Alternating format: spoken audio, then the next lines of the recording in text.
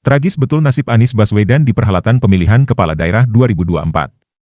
Anies merajai hasil polling semua lembaga survei. Ia juga dianggap sukses saat memimpin Jakarta. Tapi, ia gagal mencalonkan diri lagi sebagai gubernur di periode kedua.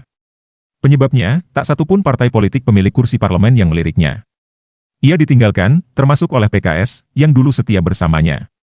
Harapan terakhir ada pada PDI Perjuangan. Sempat ada harapan, akan diduetkan dengan aktor Rano Karno.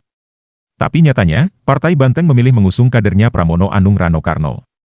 Sungguh ironis. Pasalnya, seperti dikatakan Direktur Eksekutif Aljabar Strategik Indonesia, Arief Ki Caniago, memasang Pramono Rano untuk memenangkan Pilkada Jakarta adalah tidak logis. Popularitas Pramono bahkan tidak terpantau di berbagai lembaga survei.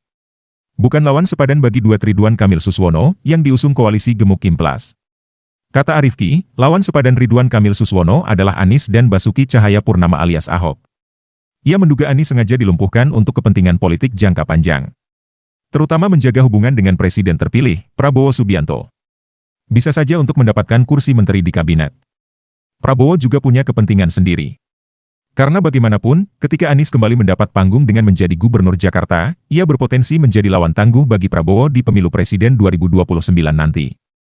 Analis komunikasi politik dari lembaga survei Kedai KOP, Hendri Satrio mengatakan, kini tersisa dua pilihan bagi Anies setelah gagal maju di Pilgub Jakarta. Pertama, berhenti dari politik dan menjadi seorang profesional. Kedua, tetap lanjut berpolitik. Sebagai personal non-parpol, Anies bisa melanjutkan karir politiknya dengan bergabung bersama partai-partai besar.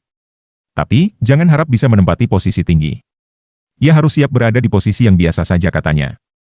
Anies juga akan kesulitan melanjutkan karir politik pada partai menengah seperti P3, PAN dan PKS.